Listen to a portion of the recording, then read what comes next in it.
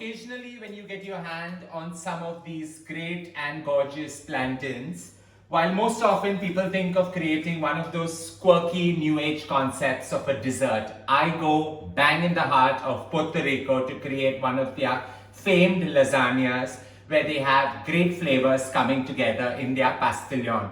This dish is so versatile, sharp, it has a burst of flavors coming through the sweetness of the plantain, yet with the sharp contrast that the filling gets in between. Let's get to creating my version of a very humble yet soulful Puerto Rican lasagna. Let's get to cooking it. Here I have one of the most old-fashioned of white sauce created, 2 tablespoons of flour with 2 tablespoons of salted butter, forming the perfect roux to 500 ml of milk. With this done, I'm just going to switch off the flame and get the most difficult part of the dish out of the way. Having peeled the plantains, I got them cut lengthwise into about 1/2 centimeter. So about 1 plantain gives you about 4 slices. And we're just going to line this on a baking tray. So technically, for this dish, these plantains are always grilled, but I somehow feel that it's quite a messy affair and baking it is healthy and at the same time gets done very, very fast. So I'm just going to line these on the tray, drizzle some olive oil and put them straight into the oven. Fine drizzle of some olive oil on top, and in this goes into the oven at 200 degrees Celsius for just about 20 minutes till they get roasted and charred. Now with the plantains roasting in the oven and the white sauce done, it's time to create the gorgeous filling that goes right in between. So into a heavy bottom pan, I'm using about 20 ml of olive oil. To that, I'm going to infuse that with about 8 cloves of garlic finely shredded. And we're just going to allow all that to infuse into the oil for about 10 seconds to 20 seconds. With the garlic infusing, in goes 2 red onions finely chopped, and I'm just going to allow this to saute and sweat. But we need some heat in this dish, and that comes together with these chipotle peppers. So about 4 chipotle peppers finely chopped, and they go in as well. With these sauteing and getting slightly soft and translucent, in goes 1 red bell pepper that I finely chopped, 1 carrot that I finely chopped, about 50 grams of haricot beans that I finely chopped, and we're just going to allow all this to sweat and cook. In goes a packet of local mushrooms that I finely chopped, so about 200 grams of these local mushrooms, and some red lentils that I soaked overnight and boiled, so about 1 cup of red lentils as well. You just allow all this to cook together in perfect harmony. So while I'm making a vegetarian version of this classic lasagna, you can go right ahead and use some meat and create a hearty non-veg version of the same. Into this now goes the protein medium, and here I'm using soya granules which I've rehydrated, and we're just going to allow all this to mix. And you want all this to cook in perfect harmony on the slowest possible heat. So into that goes 1 teaspoon of roasted cumin powder, 1 teaspoon of smoked red paprika powder, 2 heaped teaspoons of oregano going in here, and you just allow everything to mix together. Now I want some heat to come in here, so about a little over a teaspoon of cocoa powder, and most people forget that cocoa is the perfect heat that is required as a spice to balance out the flavors. It gives it quite a sharp darkness, yet working really well as a spice out here. Allow all this to mix together. Into this goes 2 cups of my tomato sauce. So while I use the tomato sauce, you can go right ahead and use canned tomatoes and create the same result. Just allow everything to mix together. As you allow all this to cook together, in goes that additional zing that tomato paste brings. So I'm adding about a tablespoon and a half of tomato paste. At this stage, you can also go right ahead if you want more sharper flavors of tomato. You can go right ahead and add a can of tomato puree, about 200 ml.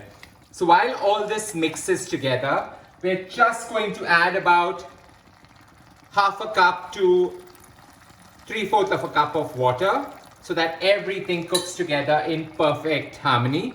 Stir it. And now let's not forget to season this gorgeous mix. So some simple sea salt going on top and overload so that it just gets all the flavors together. And since this is so high in protein, it's definitely going to absorb all the salt and the flavors together.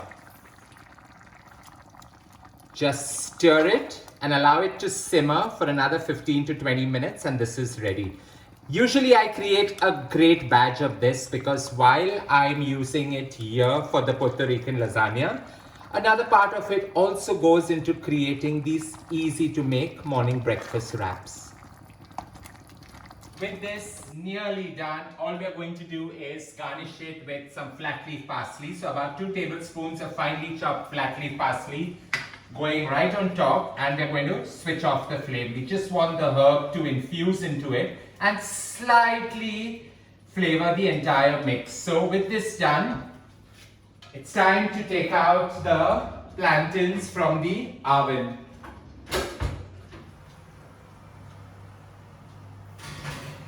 Sharp aromas coming together and ensuring that it's roasted, and quite the healthier version than actually grilling it and creating quite a mess in your kitchen.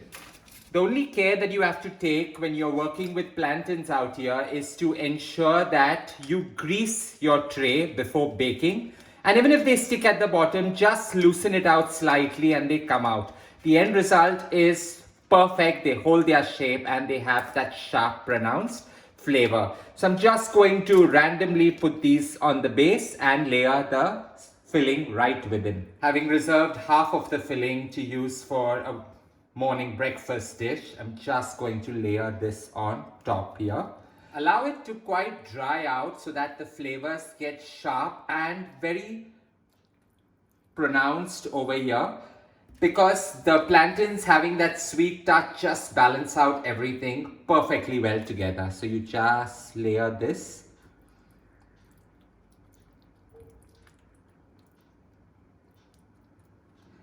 So I'm just going to create a sandwich effect and not do a triple decker. You can go right ahead and do a triple decker if that suits you fine.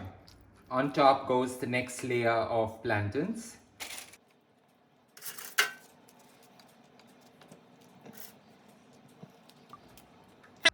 And finally, the creamiest of white sauce, just snapping it right on top. So go as liberal or as conservative as you choose to enjoy this. I like to ensure little specks of the plantain can be seen, but you can also cover the whole thing and just let them bake to perfection.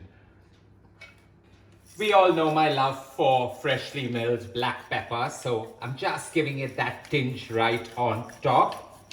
A slight specks of black in this beautiful cloud of white. So here I have about 100 grams of freshly grated cheese. That's the beautiful and gorgeous red cheddar cheese coming together right on top, just to bake and gratinate the entire mix.